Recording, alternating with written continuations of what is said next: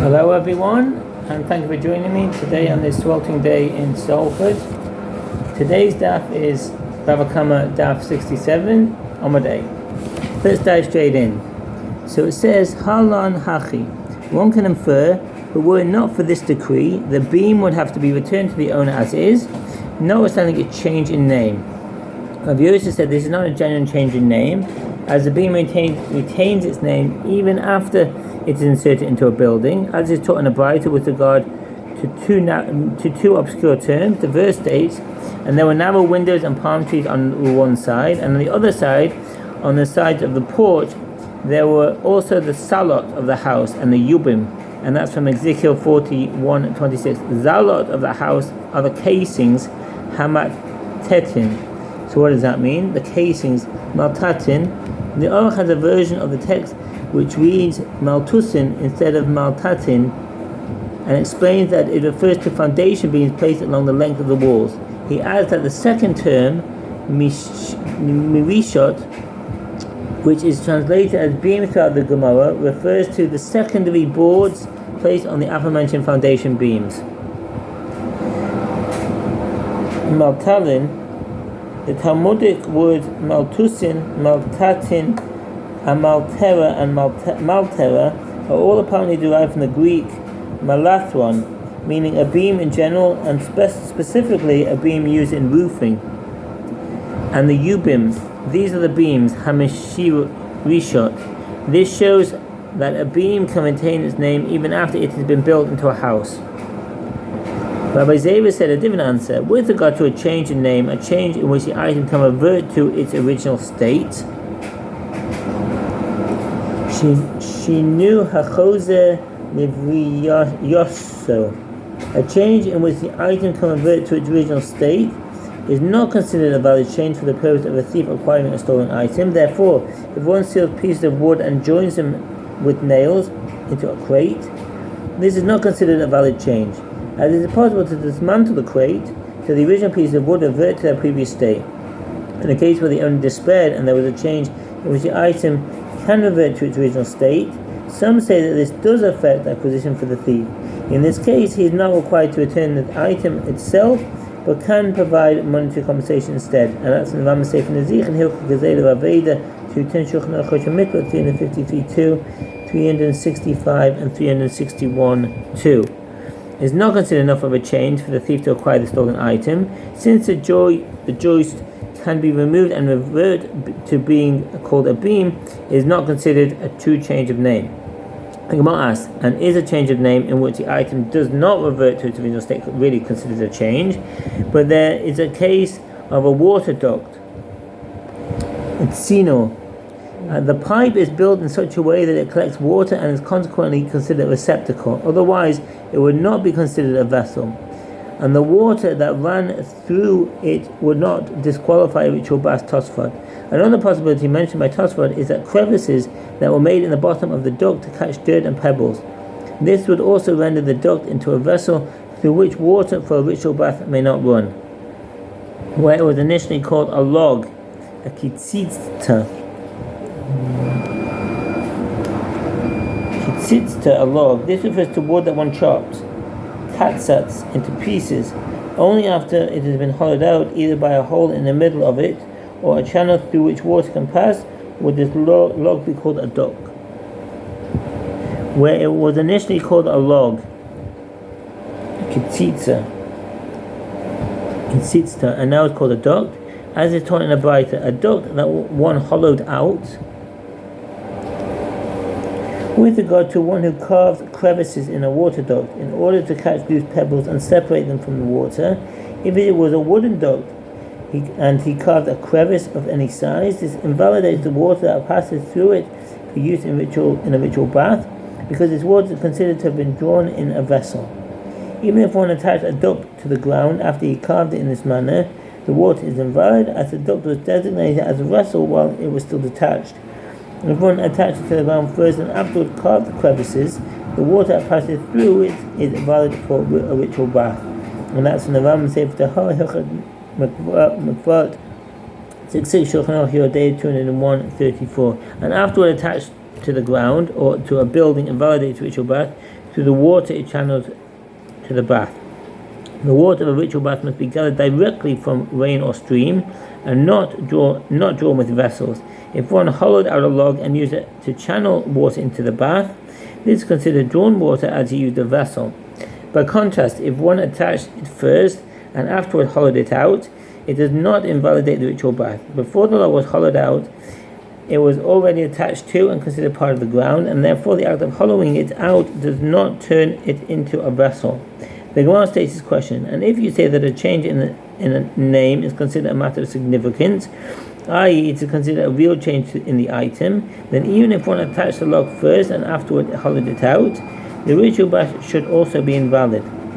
Since hollowing out the log leads to a change in name, it should be considered a new vessel at that point.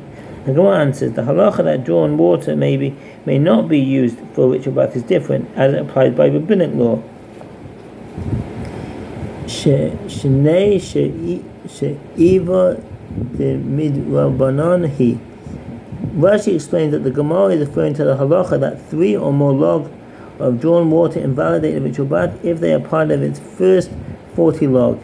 There is a range of other opinions as well. Some commentaries maintain that the entire concept of drawn water invalidating ritual bath is rabbinic in origin, and various verses brought in the Talmud as sources for this halacha are cited as mere support, says the Ravid. Others state that if a ritual bath contains more than 50% drawn water, it is invalid. Yet another opinion is that the ritual bath is invalidated only if the water is actually drawn by people using vessels. See Tosfot on 66a and the Rashba on 66a.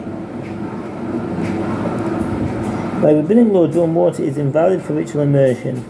Moreover, even if there is a body of naturally gathered water of less than 40 seah, the minimum amount required for ritual bath, and 3 log of drawn water fall into it, so there is more than 40 seah of water, the entire bath is invalid for ritual immersion. Ram Sefer Tahara Hilchot Mikvat 4:2, and consequently the sages were lenient in this case. The Gemara asks, if so, then even in the first clause, where the log was hollowed out before it being attached, it should be permitted as well. The Gemara answers, there is a difference between the two cases. There in the first clause, the log has the status of a vessel while it was still attached. Here in the second case, it did not have the status of a vessel while it was attached, but only after it became attached to the ground, and therefore the sages were lenient. The Gemara raises an objection against Rav Yosef's opinion that the owner's despair that he will recover that his stolen item does not affect acquisition for the thief from a baita. With regard to a thief, a robber, and one who forces people to sell him items against their will, the consecration of items they obtained in these manners is a valid consecration. So let's explain that. Hekdesh. Their consecration is consecration. Rashi explains that it is prohibited to derive benefit from an item consecrated by a thief, like any other consecrated item, and teruma separated by him is likewise prohibited for consumption to a non-priest. The commentaries add that an animal consecrated in this manner is not fit to be sacrificed as an offering, because this would constitute a mitzvah that is performed through commission of a transgression, and it is for this reason that Rashi stresses that it is consecrated only with regard to the prohibition against benefiting from consecrated property, and that's from the Pnei Yeshua. And the teruma that they separate from the produce they obtained in these manners is valid teruma. Haganav Rumosan teruma. Thief and the teruma that they separate is teruma. If a thief or robber or one who forces people to sell items against their will separates as teruma produce he obtained in such a manner, the teruma is valid, provided that the owner despaired of recovery before the teruma was separated. If the owner was still engaged in an effort to recover his produce, it is not valid teruma. Rambam Sefer Zerayim Hilchot Teruma 4:11 in Kesef Mishnah there Shulchan Aruch Yodeh 331-39, and the tithes that they separate from those foods are valid tithes. Consecrations to terumot and tithe must be performed by the owner of the item in question.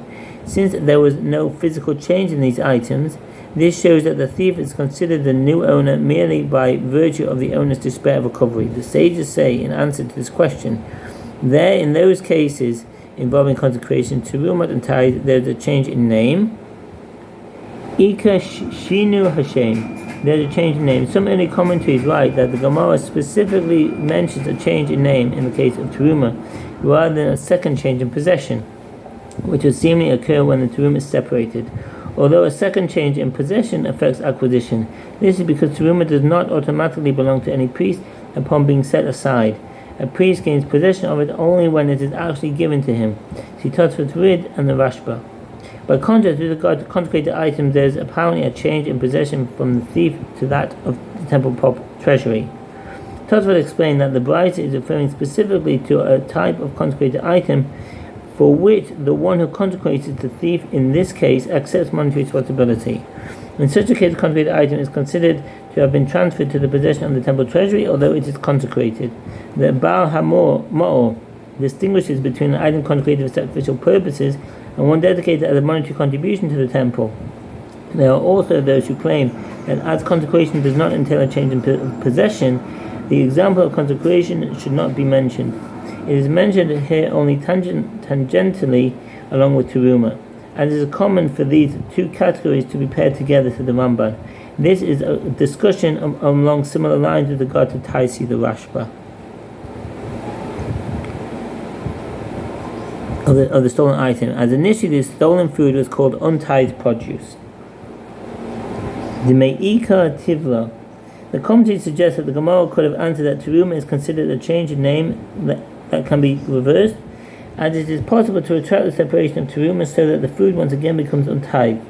The same argument applies to consecrated items, yet since a retraction of teruma and consecration is an unusual occurrence, this is not considered a reversible change to Tosfot. Others know that the thief cannot retract the setting aside of the teruma and the consecration by himself. He requires a court or a sage to reverse his actions. For this reason, it is considered an irreversible change in name. Rashba and the Meiri. The produce from which teruma and tithe have not been separated are now called teruma or tithe. Tivla utruma, untithed produce and teruma. Untithed produce is produce from which teruma and tithe have not been separated. The Torah prohibits the consumption of untithed produce, and one who eats his produce is punished by death at the hand of heaven. Once the tithe has been separated, the remaining produce no longer has a state of untithed produce and may be eaten, even before the tithe has been given to those from whom they are designated. The teruma is given to a priest who must eat it in a state of ritual purity. Since priests are not ritually pure nowadays, as there is no red heifer whose ashes can be sprinkled on them to purify them, the teruma must be burned. Teruma remains the property of the priest, and he may derive benefit from it as it is being burned. Nowadays, teruma is not given to the priest because they have no definite proof of their priestly lineage.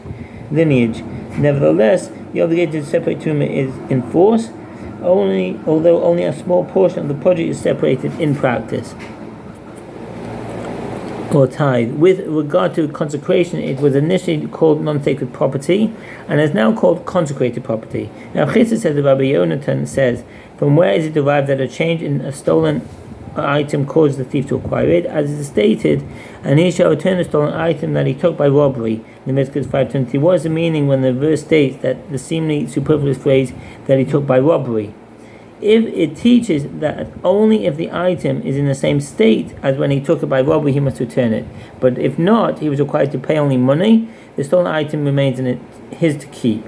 The Gemara asked with regard to this derivation, but this phrase that he took by robbery is required to exclude the case of an item stolen by one's father. If one's father stole an item, robbed another of an item, or owed money to another, and his son and heir has knowledge of this information but denies it under oath, and subsequently admits that he had lied under oath, he repays the principal amount to the rightful owner and is exempt from paying an additional 1/5. And that's from the Rambam Sefer Nezich and Hilchot Gezeilah Aveda 7:3. I.e., that when a son returns an item or money that his father has stolen, he does not add 1/5 to the principal amount of that which his father stole. The passage in question addresses one who stole and took a false oath. This individual is obligated to add 1/5 to the amount he stole. See Leviticus 5:21-24. This apparently redundant phrase that he took by robbery teaches that the requirement to add 1/5 applies only to the sinner himself, not to his heirs. See 104b. The Gemara answers, if so, if the verse teaches only that halacha, that the merchant write merely, and he shall return his stolen item, as from that phrase alone, it could be derived that an heir does not have to add 1/5. Why does the Torah Why do I need the Torah to write the expression that he took by robbery? One may therefore conclude two conclusions from this verse.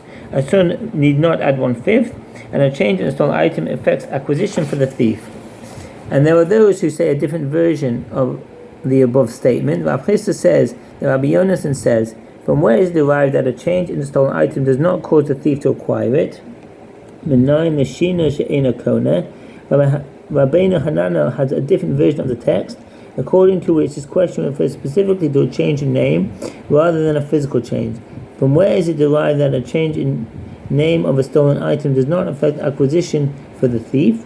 According to his version, this question continues the previous discussion in the Gemara. As it is stated, and he shall return the stolen item that he took by robbing, Leviticus 5:23, from which it may be inferred that he must return it in any case, even if it has undergone a change. The Gemara asks, but it is written that he took by robbery, which indicates that on the contrary, the item need to be returned only if it is in a similar state to when it was stolen. Now, Gemara answers, that phrase is required to teach another halacha. One adds 1/5 upon returning his own stolen item concerning which he has taken a false oath, but he does not add 1/5 upon returning something stolen by his father. Allah says, from where is it derived that the owner's despair of recovering his stolen item does not cause the thief to acquire it, as it is stated in the criticism of the Jewish people for bringing inferior animals as offerings, and you have brought that which is stolen and the lame and the sick, Malachi 1:13. From the juxtaposition of these cases, it may be derived that the stolen animal is similar to a lame animal, just as the lame animal has no rectification at all with regard to its disqualification as an offering. We'll just finish this sentence on to the next onward. So too, a stolen animal has no rectification for its disqualification. Thank you for listening, and I wish you all the best. Shabbat Shalom. Bye.